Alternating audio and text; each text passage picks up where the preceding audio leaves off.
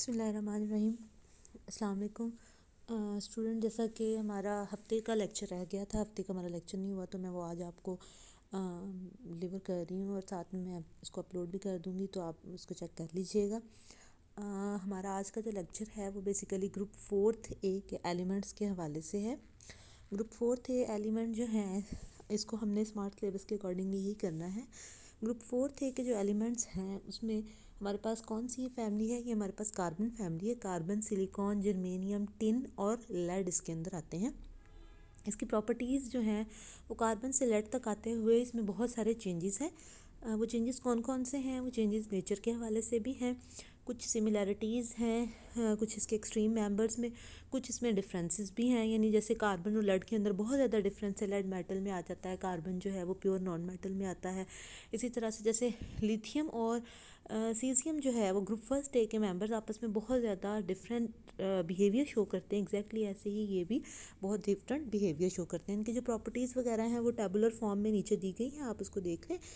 इसके अलावा ये है कि ये जो ग्रुप 4A के एलिमेंट्स है, इसके लिए अगर हम बात करें कि इसमें किस किस किस्म की चीज़ें आती हैं या क्या क्या इसके बिहेवियर्स हैं या किस तरह की बिहेवियर्स की हम इसकी हवाले से चीज़ों को डिस्कस कर लेते हैं। इसमें कार्बन और सिलिकॉन जो है ये हमारे पास दोनों नॉन मेटल है। इस ग्रुप की कार्बन की जो पेक्युलर प्रॉपर्टी है वो है ये है कि ये लॉन्ग चेन्स बनाता है, जबकि सिलिकॉन भी बनाता है, लेकिन सिलिकॉन जो है ये अल्टरनेट करके बनाता है। यानी सिलिकॉन दरमियान में ऑक्सीजन या कोई और आइटम आ जाता है, फिर उसके बाद सिलिकॉन आता है।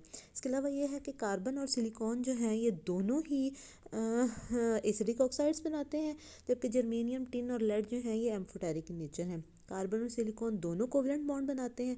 बाकी जो ऑक्साइड्स हैं इनके ऑक्साइड्स एसिडिक होते हैं, हाइड्राइड्स एंड क्लोराइड्स भी बनाते हैं।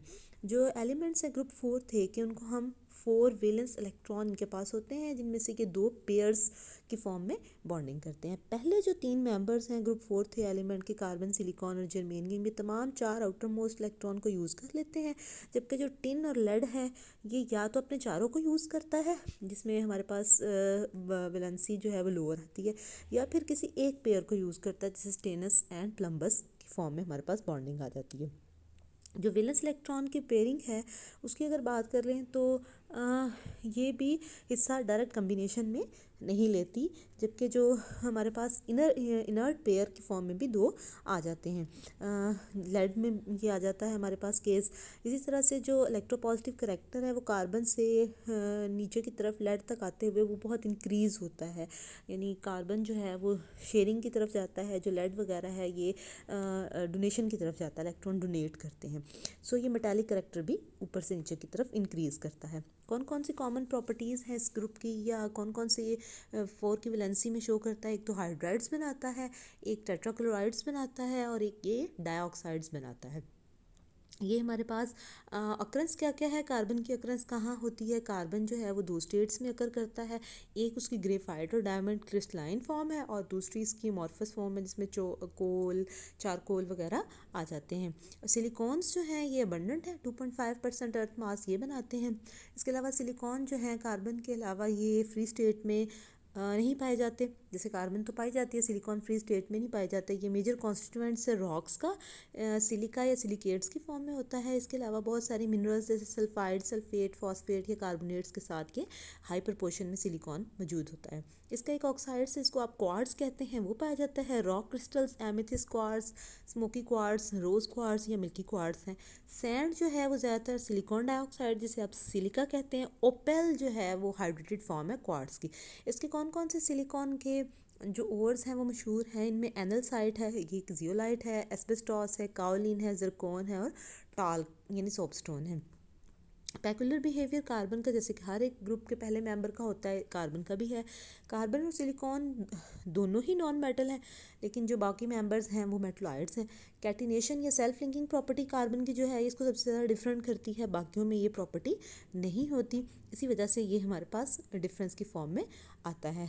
सो ये अगर आप देखें तो ये हमारे पास जो हैं ये इस 4th चैप्टर का जो 4th ए ग्रुप जो है इसका हिस्सा हमने सिलेबस के अकॉर्डिंगली करना है। इसके बाद इससे रिलेटेड कुछ एक्सरसाइज के क्वेश्चंस हैं, ये आप देख लें कौन कौन से क्वेश्चंस हैं वो क्वेश्चन नंबर 1 वगैरह जो है वो एज़ यूजुअल आपने करने ही है।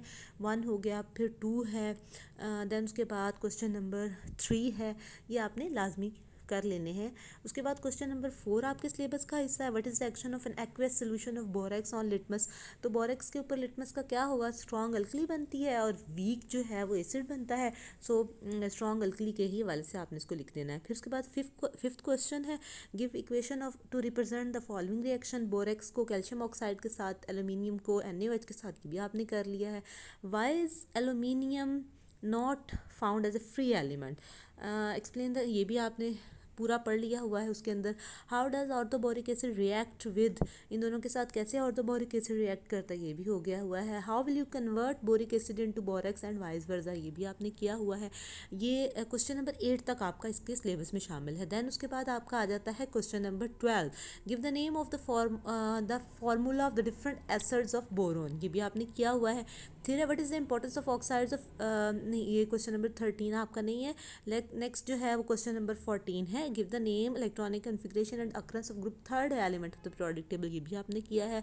15 भी आपका शामिल है, पेकुलर बिहेवियर ऑफ बोरोन। फिर 16 है, what is borax, commercial preparation, outline principle, use of borax, ये सब आपका, how does borax serve as a water softening agent, ये सब इसके अंदर शामिल है। 17 है, बोरिक एसिड क्या होता है, how is boric acid prepared in laboratory, uses बता दें, ये सब आपने किया हुआ है। 18 भी शामिल है, उसका ए पार्ट आपका है formulas of 3 important ores of aluminium है। फिर है, how and under what condition does aluminium react with the following, ये आपका शामिल है। फिर उसके बाद क्वेश्चन नंबर 19 है, ग्रुप 14 वाला, वो आपने करना है, वो भी हमने किया हुआ है, यही आपके सिलेबस के अंदर शामिल है। तो ये आपकी जो स्मार्ट सिलेबस के accordingly chapter number 4, chapter number 3 जो है वो हमारा कंप्लीट हो गया है। नेक्स्ट इंशाल्लाह हम चैप्टर नंबर 4 को डिस्कस करेंगे।